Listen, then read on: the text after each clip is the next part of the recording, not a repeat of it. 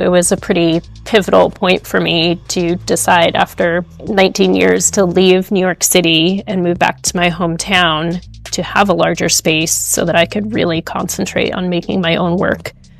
We were expecting to get all of that work out of storage for the upcoming show, and it had disappeared somehow.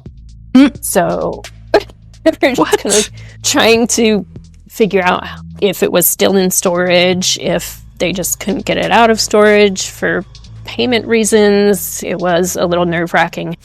Sometimes it would be a good reaction and sometimes kind of a bad reaction. I had someone come in and just look around and say, "Oh, what an incredible waste of time."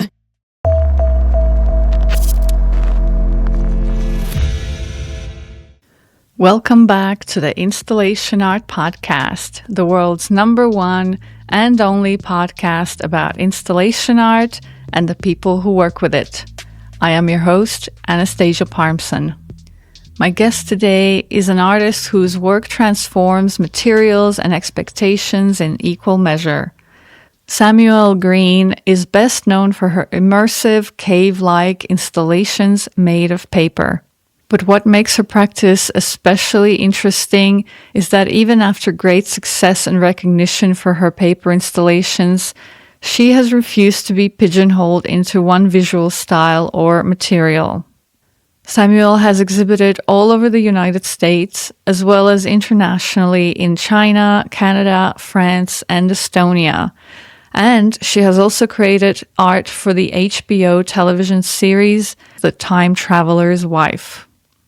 In this episode, we talk about the logistics of making and transporting huge installations made of paper, about changing your visual direction, and many other interesting tidbits about the life of an installation artist.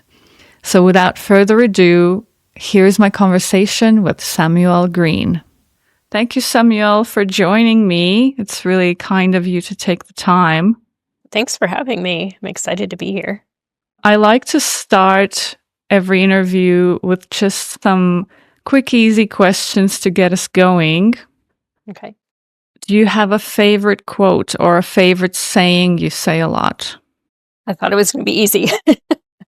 I don't think that I necessarily do have a favorite quote or favorite saying. I think a lot of my friends would say, like, so I have this idea, and then everyone cringes. It's like, oh no, what's coming now? So that might be it. That sounds good to me, actually. What's your favorite beverage to drink while you're working in the studio? Okay, that one is easy. I cannot survive without Earl Grey tea. It's constant. And do you like to listen to anything while working? It depends what I'm doing. A lot of times I work in silence. I kind of use that time to be inside my own head. And also, if you weren't an artist, what would you be? I've never thought about being anything but an artist. I feel like I would still be in some sort of creative field. I can't imagine not doing what I'm doing. Okay, well, let's talk about that. Let's start with your very beginnings. Tell me briefly, where did you grow up and were you an artsy kid? So I grew up in a small town in rural Pennsylvania, and I was definitely an artsy kid. I grew up in a family who, they were always building things and making things. My mom did a lot of sewing and painting, and my dad taught woodworking and metalworking and blacksmithing. So I was always around all of these creative processes. And I was also in this area where I was surrounded by nature. I grew up on what was my great-grandparents' dairy farm. So there was a lot of woods to explore and land to explore, and just being around these open spaces for my whole childhood. Mm-hmm. So did you go and study art? I did. After high school, I went to Philadelphia for about a year to Tyler School of Art. And there I kind of continued learning different skill sets. Like I said, at home, I had worked with my family, building up these skills that were a little more practical. And then When I started at Tyler, I did things like ceramics and glass blowing and painting. And then after about a year there, I moved to New York because I wanted to see what it was like to live in New York City. And then I spent about a year working there, working at Pearl Paint and different freelance jobs, and then went back to school at Parsons. So what did you primarily focus on during your studies? What mediums or interests? So when I was at Parsons, I actually was focused a little more on painting. I did a lot of painting and drawing. I was still always interested in pulling in other materials into my work. But at the time, everything I worked on was very small because I had a very small studio space, a very small apartment that was shared. So I was kind of, contained to this 5x7 or smaller format. So my work has really changed since then. Yep. So how did you then get into making your installations and large-scale sculptures?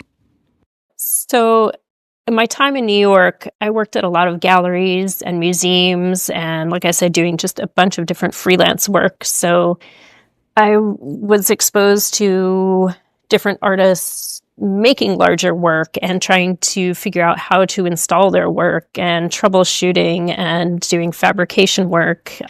Just kind of all around me were these people doing these larger things. And I realized that I couldn't quite afford to do that in New York. So it was a pretty pivotal point for me to decide after about 19 years to leave New York City and move back to my hometown to have a larger space so that I could really concentrate on making my own work, which it turns out that I ended up utilizing all those skills in construction and building that I had learned as a kid and integrating that with my fine arts education to develop this visual language that I'm still working in.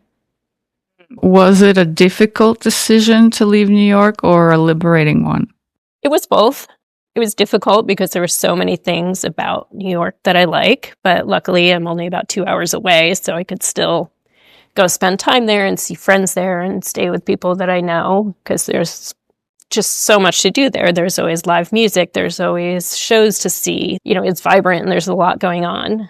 But it also really felt like it was time for me to focus on my own work instead of kind of expending all of my creative energy and physical energy on building things for other people. Mm-hmm. So that part, I think, was really liberating. Like, it's, I can do this. I can, kind of detangle all of these ideas that are in my head and actually build them in the physical world instead of just thinking about them and making sketches of them and writing about them. Yeah.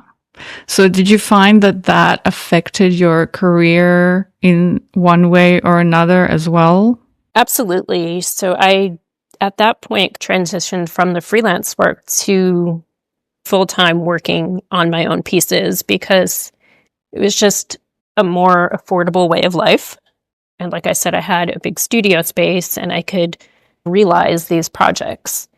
The first really large-scale piece I did was in my hometown, in my studio, my current studio. And that was an all-encompassing, huge installation out of the rolled paper pieces that I make. And that is really what kind of gained some traction that people were coming to see. It was a different experience than showing artwork in New York. It was engaging a community and kind of opened up this world of installation art to people who weren't necessarily seeking it out, or, they would just kind of happen upon it and not expect it. And then it just started snowballing from there to other exhibitions. And how did that first opportunity to show something really big, how did that come about? So I had done some smaller work in a similar way. And I was like, what if I just cover my entire studio? And at that time was able to have enough free time to actually see the project through. I was really lucky to have family and friends who helped me. And it was unknown to me that libraries actually throw away tons and tons of books. So I was able to gather a lot of free material to use for the project. one thing that I did was create a hatch fund for myself, which I had never asked for money for projects before. So it was partially funded through Hatch Fund. What's that, like crowdfunding? It is, a crowdfunding platform. Tell us more about that. How did that work? I found it really stressful because I normally would just work a bunch of jobs, make some money, do a project. And that's, I was like, people really going to want to give me money to see this through? And people were really generous, and they did. And it was fantastic in that way. But again, a little worrisome to me that I was asking for this. But it really kind of, it was an interesting experience. I don't know if I would do it again. Why? Just the whole asking too much of people, because it's generally people that you know that are giving to you, and there's a little bit of guilt there. Right. So did you do it like an in-person collection jar or like a Kickstarter online thing? It was online, and Hatch Fund does something where they're a nonprofit, so they could take people's donations, and they were tax deductible since they're a nonprofit, and then they give the money from Hatch Fund to the artist. Cool. Well, I think you're the first guest who has used crowdfunding for a project, and I think that is very cool and interesting. A unique approach. Yeah, I had friends who had done similar things before who told me about it, and it seemed to get their projects off the ground. So willing to try it. Yeah. So do you build everything yourself when you're making these huge installation works? So that was an interesting learning curve for me, because prior to doing these large installations, art making was always such a solitary process for me. And doing these larger pieces, like I definitely have enlisted help, which a lot of times my family gets drawn in and my friends get drawn in, who are all artists and builders themselves. So that's helpful. But of course, that can also be an interesting process because they're visual people and everyone kind of has their own ideas about how things should be sometimes. So that was part of the learning curve. In the first really large installation that I did, I would open up the space on Thursday nights. We would have food and drink, and people would come in, friends or other community members, and help kind of fill in all the spaces with paper. And it just became like a little party, art making party. But then I had to think about it a little bit, because even in making that, when you show somebody how to do a particular part of something, in the way when I used to do faux finishing work, we would always have to trade spaces and jump around, because no matter how similar the products are you're using or the technique, everybody has their own hand and you can see it. So we had to kind of assign people places and have them jump around so that it didn't look too disjointed as a project. Yeah. And how does the installation process work? I mean, it sounds like you build it all in the studio in panels or sections, or how does it work? Do you install most of it site specifically? What does that look like? So again, with the first large one I did, I had built that all site specifically, not realizing that I was going to be doing other projects like it. So since then, I've developed a system where I build these flat panels in the studio. They're each about 6 foot by 8 foot. And then since those panels are just flat, when they're brought to the site, I kind of react to the architecture of the site to see how to twist and bend and manipulate the panels to work with that specific space. Okay, so they're quite like flexible in a way. Yeah, they are. They're really malleable, which is nice. And then there's all these kind of seams you end up that you have to fill in. And then I had to create these other shaped pieces that, fill in these other size parts. And I'm constantly pulling things together and pushing things apart and adding pieces on site. So does that mean that you've got like a large selection of panels now that you can reuse and recreate in different spaces? Or are you still making new ones?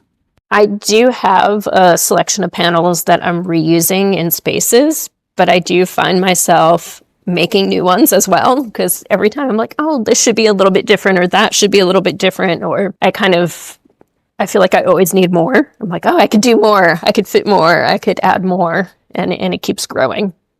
Right. And sometimes I can't store everything, so it's like if a show comes down, I try to keep as many panels as possible, but if they're too damaged, then I have to part with them, which is not easy for me. Yeah, let's talk about that actually. Making installation using primarily paper is like a two-edged sword in that it's easy material to get, quite light to transport, but also really fragile. Talk us through that aspect.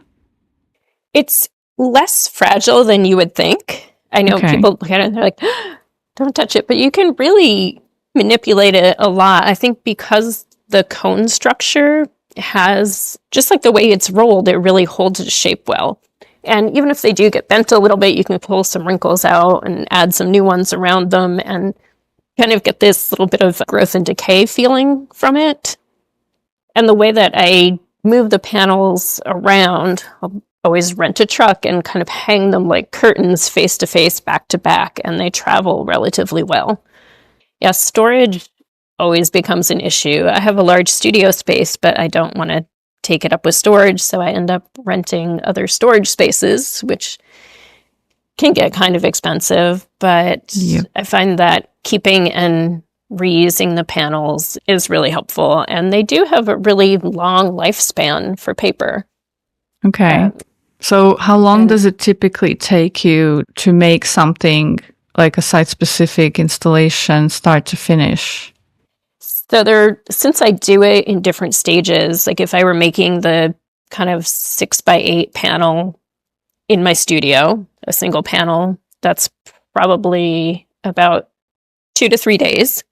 But each site-specific installation is made up of, depending on the size, of course, like 20 to 30 panels. And then once I bring them to site, again, depending on the size, it usually takes, I would say, between 4 and 10 days to actually install it on site. Wow. Because I do make sketches and drawings and sometimes small models before going into the space. But of course, once I get there, I'm like, oh, well, I'm kind of going to do it like the drawing, but I want to change this part and change this part and change this part. And, actually physically being in the space really determines the final outcome. So there'll be some time choreographing the pieces in the space and securing everything. And a lot of times I need to build a wood armature below the pieces. So that also takes a bit of time in the space. You build that basically in the space specifically for that. Yeah, the wood armatures are built on site as I'm in the space, just to get a feeling of how you can walk around them. And you always have to think about how in a public space, everybody can easily move around them. So that sometimes I'll think something looks really good, but it's like too close to an exit or too close to a sprinkler or too close to a fire alarm. So there's all of those concerns that shape the piece as well.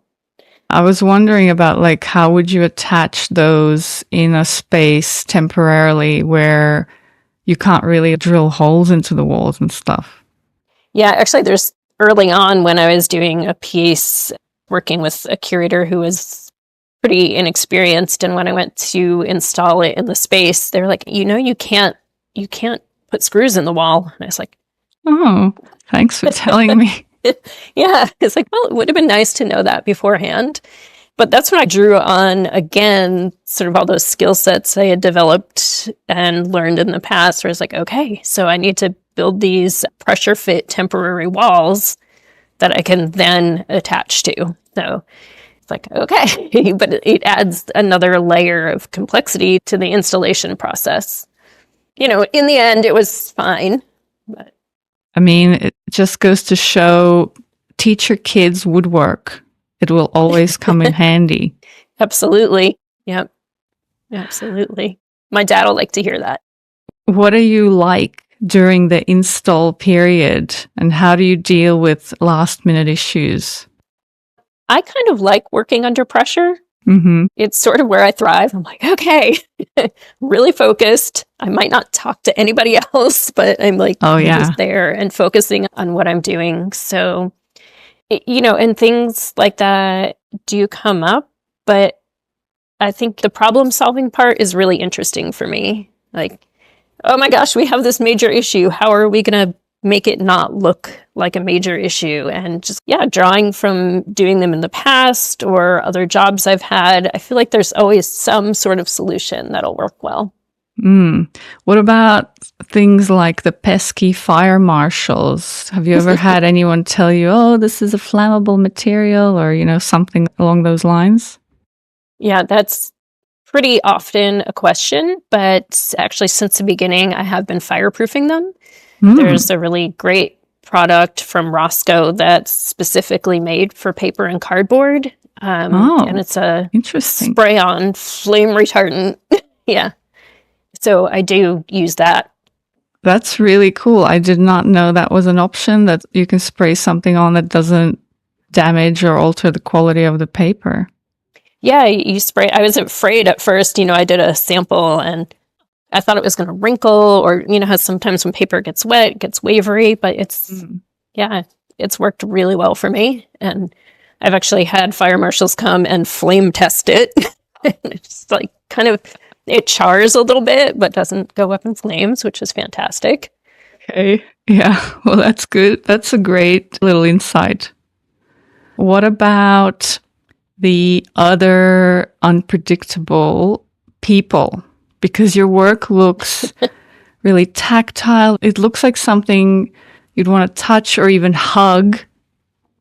Does it happen a lot? Does stuff get damaged by the public? I mean, I think people do reach out and touch it often, but it doesn't bother me. It's sort of that like growth and decay. And I like that people are experiencing it in different ways. Like maybe don't hug it, maybe don't smash it, but people do touch it. That's okay. When I had it in my studio space, I definitely had dance parties inside the sculptures. So there were a few casualties for the paper during those. But yeah, it's, again, relatively durable. Do you have any stories of something going wrong or getting damaged during an exhibition? So there was a time I had a show in Shanghai, which was a really strange process. There was the language barrier, first of all, and then trying to get materials there, even though I had sent a materials list, it was difficult to know where to get things and how to get them. And the curators were incredibly helpful. But there, I had to build everything on site. It's just too massive to ship. So, so including the paper panels. Yeah, everything was just built on site.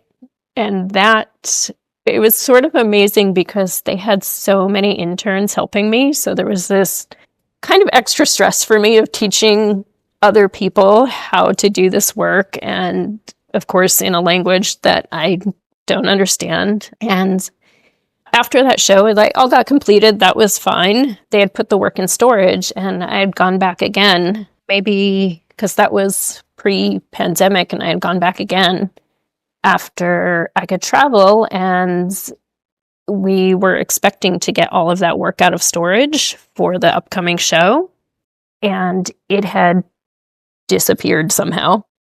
So we're just kind of trying to figure out if it was still in storage, if they just couldn't get it out of storage for payment reasons. The curator was a lifesaver again because she lined up so many people to help, but it was a little nerve-wracking having to start from scratch when I thought I was going to have all of this material to work with and add to it and be able to do this even larger installation. Yeah, so that one was kind of a little bit of a difficult one, but again, I was working with really great people, so that's always super helpful. So how long did you have in the end to do everything from scratch again? About 2 weeks. Wow. Yeah. But they had a lot of interns and like so much help, and they were just so focused on helping. It was, yeah, that part was really nice. But it also kind of led me to a bit of a different way of working. What I had envisioned for the space originally is not what I ended up making, because we had to figure out what was sort of the quickest, easiest way to make a lot of forms that were easy forms to deal with and finish up. So it came out very different than my original intent. Do you think it still worked, or would you rather it was the original idea? I mean, I think it still worked. Of course, in some ways I would rather it the original idea, but also having to do it in this other way helped me think about, how can I do this differently in other installations, or can I use this process to add to other existing installations? It looked a bit more like a bouquet than an undulating form. So it had a different feeling. But I didn't dislike it. Right. What about your other overseas installations? Like you've done something in China, but also in Italy, and then I noticed in the middle of nowhere, Estonia, which is where I'm from originally. Oh, really? I was like, oh, what? That's so random. First of all, how did these opportunities find you?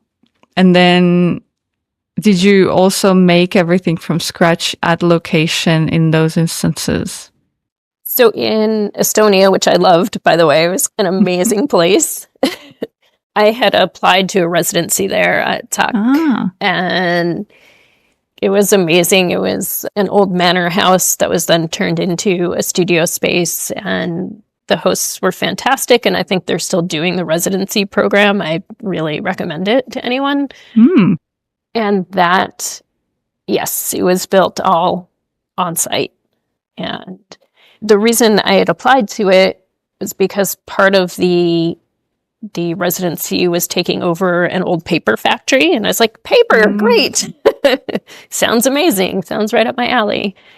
And I ended up building the installation in an old wine cellar. So it was partially open to the outdoors, but undercover. And yeah, I spent most of the time in Estonia rolling paper with a couple of assistants. So I didn't get to see a whole lot of the country, but it was, and that was a really neat installation, because I would every once in a while get notes from them saying, oh, there's a bat living in your installation and a bird built a nest in it, and which seemed kind of perfectly aligned with my concept for the work, where it's really inspired by this architecture and nature. Yeah, cool. Have you done any other residencies? I'm always curious how installation artists approach a residency. Like it's not the most obvious thing to do. Yeah, that's actually the only residency I've done. I go back and forth trying to decide if I should apply to them or if I should just use that time to spend in my studio where I have everything that I've been working with at my fingertips, and like the shop and places to gather materials. So I think, maybe I'll do one again. I don't know. I might miss my cats too much. Yeah, it's kind of a difficult to strike that balance between like, what do you do at a residency if you don't have all your tools and your materials? And then if you build this installation on site, then you have to worry about what to do with it when the residency is over. Yeah, luckily the piece in Estonia stayed there, and it's part of the permanent collection that they're building, which was so it's great. Still there. It is. Oh, okay. Well, I'll have to as far as I know, check it out next time I'm there. Yes. See the bats and the birds. Let me know how they're doing. Yeah.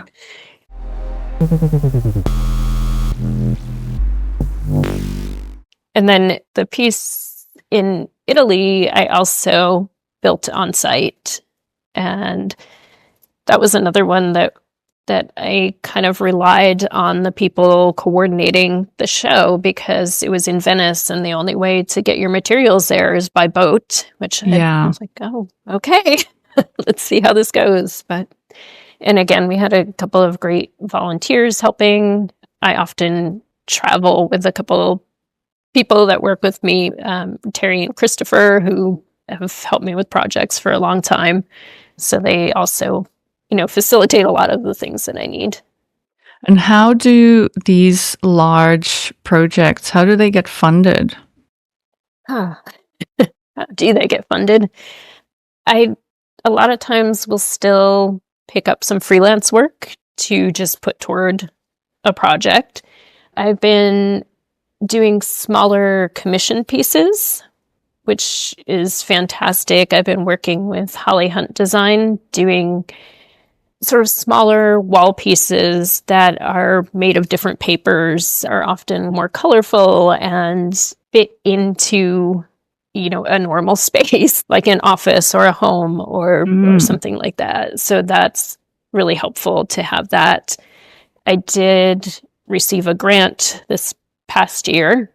I've been applying for more grants. So it's somewhat random, but the grant that I received kind of funded a project that is also large scale, but for outdoors and materials wise, not related at all to the paper pieces I've been doing. It's a reflective piece that's made of metal and reflective materials that's meant to be seen by the roadside. It's activated at night by car headlights and flash photography. So that's kind of a different direction. Yeah, I found that actually very interesting. Like, your paperwork has found quite a bit of success. It's been viral. It's been covered by the press a lot. And then you suddenly switch and do these outdoor reflective works. Tell me about that decision to just change lanes and materials. And is it hard? Is it scary? I mean, one thing, I still am doing the paper pieces. I love doing them. They're meditative. I kind of feel like they can grow even more and I can dive deeper into that world. But also in my head, there's this tangled web of ideas that I need to pull some things out of and kind of I need to extract that and actually do it to see if it's something that I want to keep doing. So it's an idea that I've had for a while, and I just, like I said, I was awarded a grant, and it was an opportunity to just try something different that I've been wanting to do. And I think it's hard to not move around between materials, because I came up in such a diverse way of working that I'm always like, oh, now I want to try this. Now I want to try that. Now I want to do a little bit of this. And I think, this kind of allowed me to move into the outdoor space. And what do you think? Do you like doing stuff for the outdoor space? Is it utilizing a different part of your brain or a different method? What's the kind of balance there? Method is completely different. The forms I've been using for outdoors are not organic at all. They're very structured, very rigid. And it's also kind of one of the times that I'm not using found materials or leftovers. So that's a very different process for me. I need to wrap my head around I need to order 700 pounds of metal rod. And then, figuring out the cutting, and I have Christopher welding for me, and kind of just, it's in a way less tactile for me, which I don't really like. Are we to the part yet where I'm going to paint them and I'm going to put the material on them and configure them outside? Because, it feels very different. You've also created work for TV and film sets, which seems like a very different context from exhibition spaces. How did you get those opportunities, and what was it like doing that? So it is pretty different than being in the fine art world. And in my freelance work, I had worked on set a bit doing set decorating and prop styling. So I kind of had some idea of what to expect. The opportunities that I had, actually, one of them came through Instagram of all things. It's like, oh, nice. People do just find you. Okay. Glad to hear that it's good for something. Yeah, not just doom scrolling. Yeah. The other opportunity came through the person who had shown my work at Art on Paper in New York. He thought it would be a really good fit for someone he knew who was working on this TV show. And I was like, all right, I'll try it. Why not? I think there was a point in making these paper installations that I wouldn't have done that. Like, it didn't feel fine art enough or something. But I think at that point, I was ready to kind of like, okay, these can move on to do other things, and I can develop some new ideas that are more along the fine arts lines, which may have also pushed me to create these outdoor works. So did it feel like basically like a job, or still like making an artwork? A bit of a job until I actually started seeing it come together. Then it was really reminiscent of the original paper installation that I did. And it felt good to get back into that world where it was just this huge cavernous space. And then it became an interesting thing too, to see someone else, they have their lighting department. So I'm like, oh, that's how they're lighting it. Okay. Where normally I have the final say over the lighting, and sometimes there's sound in my installations. Okay. So that part, I mean, I by no means think they did a bad job of lighting it, but it was just interesting letting go of a lot of that control. Yeah. For any artists listening who might be curious about working in TV, what should they know going in? What kind of different expectations and creative control and such can we expect? I mean, I think I was pretty lucky that we had a back and forth where they created a map of the area that they wanted me to make the piece in. And that map kind of kept changing and getting bigger and bigger, but the budget did not expand with the scope of the project. So I needed to like, okay, I need to not be afraid to say like, okay, this is what I can do for this amount of money, which I'm always worried that they're going to say, never mind, we'll find someone else. But they didn't. So I think that's a good thing to always keep in mind with all projects. And, there are just different things you have to be aware of, like, oh, we need a specific path for the camera to travel. We need this area to be able to break away and move out so we can get a shot from this particular angle. So there's a little more consideration put into exactly how the piece is assembled so that it can move around and make pathways accessible for the film crews. And was it like good pay or just meh? Right. We'll go with in between there.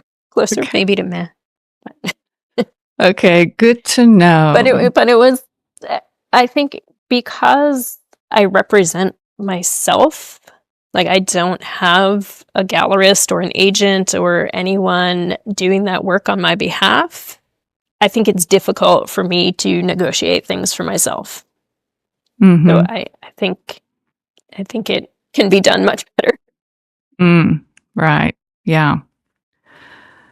What one mistake you only needed to make once in your art career? There's so many mistakes. It's just, I don't know where to start. I think that I didn't focus on my own work as early as I should have. Like I said, I was in New York and trying to pay rent and treading water financially and doing all of these other jobs, which were great learning experiences. And I have like a huge amount of skills, like this big, broad skill set. But I think I really should have been focusing on my own work. Mine was always kind of, oh, I'll do all this and then I'll make my little paintings at night, or I'll work on these dioramas at night. Or, I wish that I had really honed in on what I knew I wanted to do sooner. Yeah. Yeah. But do you think you had the opportunity or the space to actually do it at the time, though? Probably not, because I would have been doing it then. And again, that's why I ended up saying, like, okay, what is more important to me? Is it living in the city, or is it making what I want to make? And ultimately, it was making artwork. So I was like, I can give up New York and be in a place that allows me to pursue that. Mm-hmm. And what's a challenge for you right now? What's something that you have to solve? I think it's the transition, or I guess it's not a transition because I'm still working on the paper pieces, but like we were talking about, kind of moving into this other way of working that's with this very rigid steel, and having ideas about very large outdoor sculptures that I want to make, and I can see them in my head, and it's kind of, I have some idea of structurally how to build them, and then I have to think about, how am I going to transport these? Are they going to be mobile somehow? And then getting together the funding to actually see the project through. Yeah. Yeah. Bringing together the money, space. Yeah. Mm-hmm. So that's always a challenge. Like, I have a million ideas, and I need to really always sift through them to see which ones are at least somewhat feasible. That, whether it is feasibility of materials or space to put them, or most often feasibility of funding the project. Mm-hmm. Yeah, that's always the balance, isn't it? What's a hard truth that you've had to learn as an artist? I think that I'm just not ever going to be able to make everything that I want to make. It's just this kind of... Your production is way behind your ideas. Exactly. Yeah. I think that's kind of, your mind is sort of spiraling out of control with all of these things that you want to be doing. And I think there's just not enough time and resources to actually get through them. So I need to pick and choose and focus, which is not always an easy thing to do. Once I'm in a project, I'm very, very focused on it, but getting to that space takes a little while. How do you usually work? Like, most artists who are not in the installation field, they just go to their studio regularly and they work on something, whether or not they're gonna show it or whether or not they know that they have an outlet for it. That's not always possible with installation art. How do you do that? It's true. I do work in the studio. I'm really lucky. I live upstairs from my studio, so it's easy. And I'll work on smaller pieces that almost feel like sketches for larger installations. For example, I've been incorporating chairs into a lot of my work. So I kind of have big collections of stuff. I call myself an organized hoarder because I just really like to collect all of these pieces. And every once in a while I'll be like, oh, this old broken chair is really amazing. Like, for example, right now on my wall, I have one hanging off of a board that is intended to be a sketch for a much larger piece. So I think that's one thing that I do in the studio. I'll also just make drawings sometimes, or I'll work on smaller wall pieces that don't necessarily have a home. They're not a commission. They're just, I just feel like I need to keep moving and keep working through ideas, because I don't want to drop the thread of what I'm doing, because I feel like it's really hard to stop for a while and try to pick up where you left off. So even if I'm doing very tiny things, when I was living in New York, I worked a lot in miniature because I didn't have the space to do it. But that's something that I go back to occasionally I'm also going to start building some models for the larger outdoor pieces. So it's kind of working toward these things, just on a smaller scale or in a little bit of a different way. Yeah. Do you ever like outsource stuff like to create 3D renderings or things like that to show it to people? I should.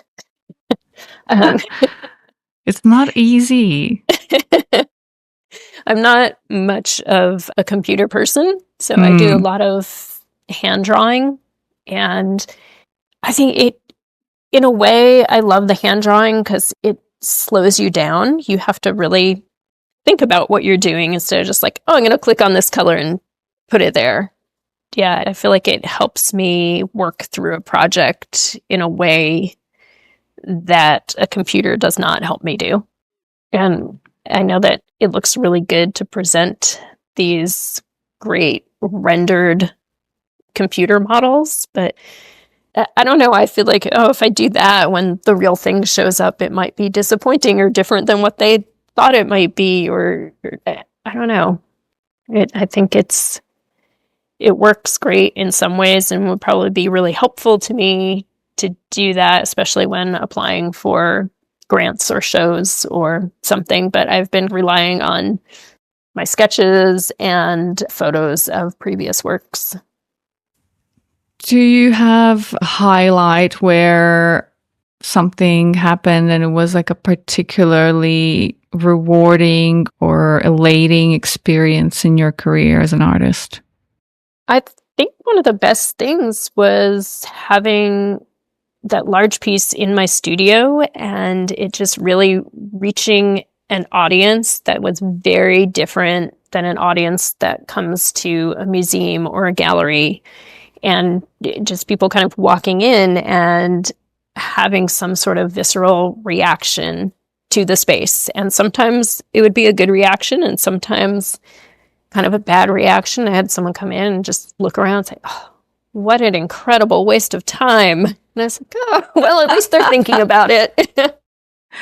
And I think it's kind of a really rewarding thing to have people come in who normally wouldn't experience that.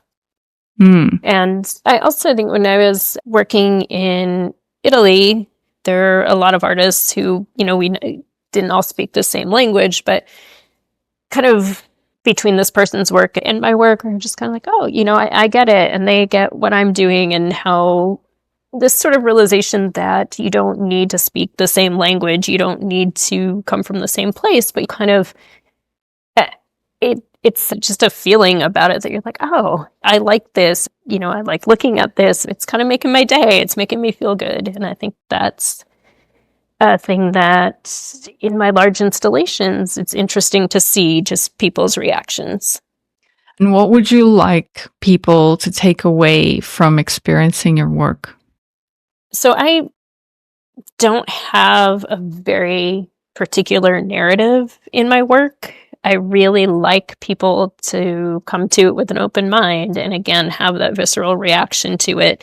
And I love when the viewers kind of make up their own narrative. Like it will remind them of a place they had been. It will remind them, I don't know, of a story, or they'll make up their own story about it, or they'll do something that's kind of akin to cloud gazing where they see different things in it. So I want people to bring their own narrative. If you could wave a magic wand and you didn't have any worries about resources, location, finances, what would be a dream project to make? Has to be just one. Right now, I'm really interested in making these large-scale outdoor sculptures that are reflective. And again, when they're illuminated, they show something that you don't see when it's not reflecting. So through flash photo and doing a bit of research about buildings that are now gone. I've been looking at one-room schoolhouses in the area that I grew up in. And what I would love to do is recreate those in this reflective material. But by day, they look like a very just sculptural piece made of many lines, and they don't reveal themselves until nighttime. So that's one of the large scale projects I'd really like to do. Sounds cool. I hope someone listening picks you up on that. That would be nice. I got it all planned. Yeah, I'm sure. I am sure, yes.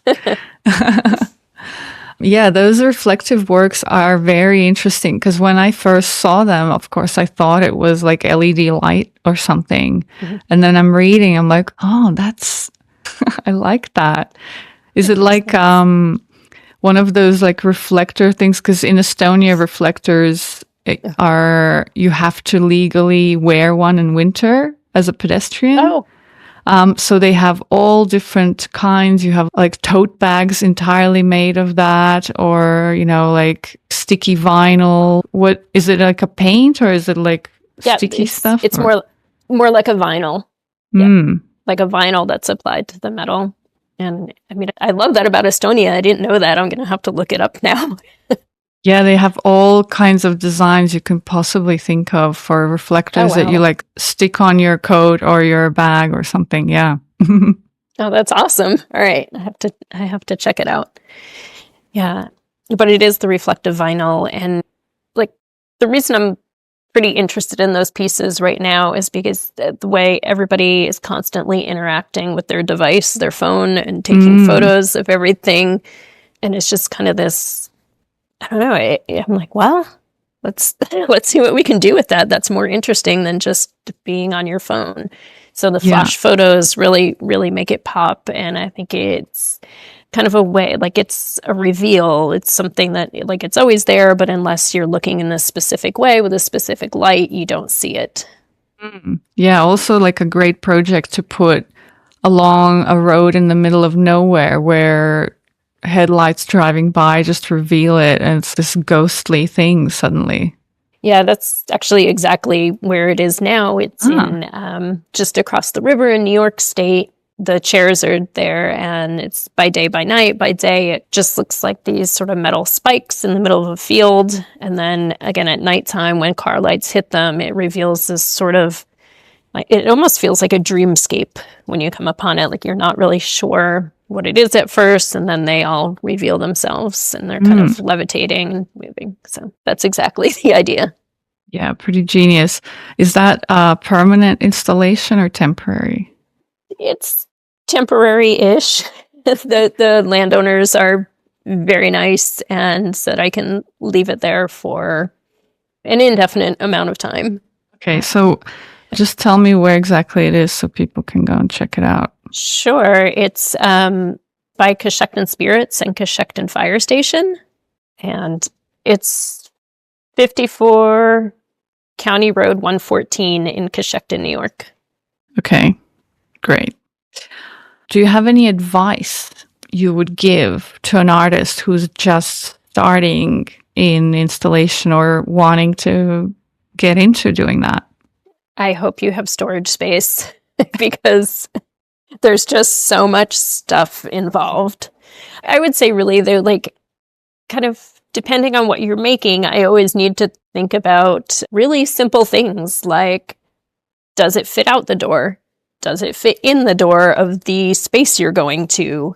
Like really practical concerns like that, because in the midst of making things, you can just forget about all of that and like, I made this amazing thing. Oh my gosh, now I need to cut it apart into 6 pieces to get it where it's going. Sounds like you're speaking from personal experience. But I think it's important to have a plan for you're moving the work, you're shipping the work. And I've been really lucky to work with the same people for many years now who like kind of understand the needs of the moving and how it should be handled. And that is so important and so rare. Yeah. Yes. You know, the other advice I think would be just to really, as much as you can, focus on your own work. Like, just keep making things. And it's not, you know, I always feel like I have these pieces and I'm like, ooh, that's kind of an ugly duckling. That's not going to see the light of day. But I needed to work through that to get to something that I liked. So it's not, it's not all going to be work that leaves the studio. You just need to keep going through the process. And you then kind of are following this thread that makes sense in your making. It's like, oh, I did that in that piece, so I'm not going to do that again. And while it's fresh in your head, to just move on to the next thing. So you just received a grant. Congratulations, by the way. Thank you. So what are you working on now? And do you have anything coming up in the near future? Well, right now I'm focusing on studio work and trying to put together something to do possibly in Marfa, Texas, with an old friend who would be working with me on a sound and performance element. Oh. So it's all to be determined so far. Oh, yeah. Actually, tell me more about the sound. You mentioned that sometimes your installations have sound in them. I didn't realize that. What sort of sounds? Do you produce it yourself? Tell me more. So the sound in the pieces, if they do have sound, is really abstract. And it was created with Christopher through recording the making of the piece. When you roll the paper, it makes a really specific kind of swishing sound. And we distorted that and overlapped it and just created this sort of ambient noise within the piece, because it's really interesting how people react not only to that sound, but even if there is not a sound element, there is like the very noticeable absence of sound. It almost becomes like an anechoic chamber. If the piece is fully surrounding you, it feels completely muffled, a little like a recording studio. And that sort of was an unintended effect after I'd built the first one. I was like, oh, this is interesting. So I wanted to add to that. I need some of that in here. I have some behind me. I hope it's working to make the sound okay. You sound great. Yeah. And then I've also made pieces that were large enough to have live music within them. And I would have performers, singers, songwriters, full bands play within them. And that the audience would enter and everybody would sort of, without being told, kind of automatically be quiet because the space itself felt so quiet. Interesting. And it was kind of a great place to record the music because nothing was bouncing anywhere. Yeah, wow, that is so cool. Like an accidental side aspect of the work. It's kind of like those cavernous spaces you make are like cathedrals of silence or something. There's this tiny village in France called Thésée that has a monastery, and they have this old Roman chapel, and it's like the chapel of silence, like the architecture of it somehow, I don't know how it's possible, but it's like almost oppressively quiet. Like it hurts your ears. The silence hurts your ears. It's so weird. And people go on pilgrimages there, and it's fantastic. Oh, wow. That sounds amazing. I know there's been some artists who have made pieces like that where you are in there and you hear your heartbeat. You feel like you hear your blood flowing or something because it's so quiet in there. But yeah, that was definitely an interesting effect that I didn't expect. And it also made me think about the work in another way that maybe has a more sort of interior architectural way of using it. Like I've tried making some panels with felt that may actually be used for ceilings. I installed a piece in a restaurant all along their ceiling to quiet the space because it was bouncing everywhere. So it kind of works in that way too. It's both visually appealing, but also has that function. Yeah, a lot of restaurants need that. Yeah, that's very interesting that you kind of found this audio multidisciplinary side of your work by accident almost. Yeah, it's kind of just added to the full sensory experience of the installations. Yeah, all you need now is scent. I recently met a scent artist and I'm like suddenly obsessed, like, oh, how could I incorporate this in my work? Especially because paper is absorbent, like it would work.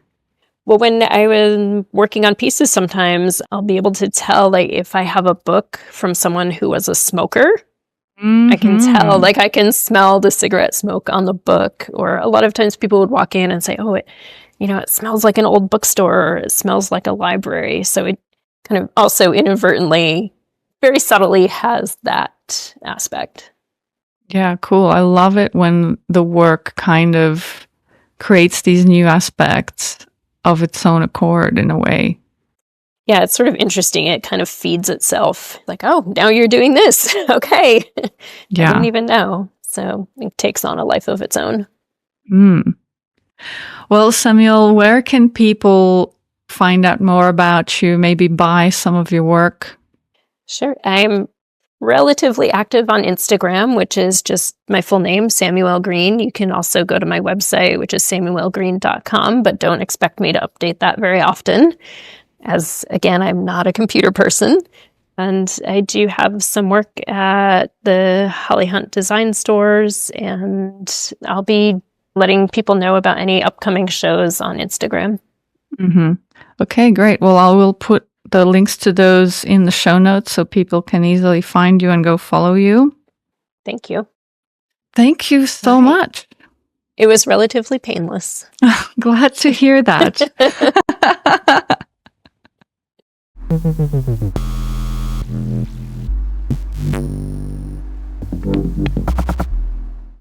That was Samuelle Green, based in Honesdale, Philadelphia. You can find out more about her work on her website, samuellegreen.com, and follow her on Instagram at Samuelle Green. If you are in New York State and want to experience her work in person, her newest installation, By Day by Night, is currently up at 54 County Road 114 in Coshocton, New York. Samuelle is currently working with Ivy Brown Gallery in New York City, Bonham Gallery in Rushcutters Bay, Sydney, and she has some works available at Holly Hunt design showrooms all across the United States. Links to those, as well as everyone mentioned in this episode, are in the show notes and on our website, installationartpodcast.com. If you value these conversations, leave us a 5-star rating and a review wherever you're listening. It's the most effective way to help other people discover the show, and it makes a real difference. Thank you for listening, and until next time.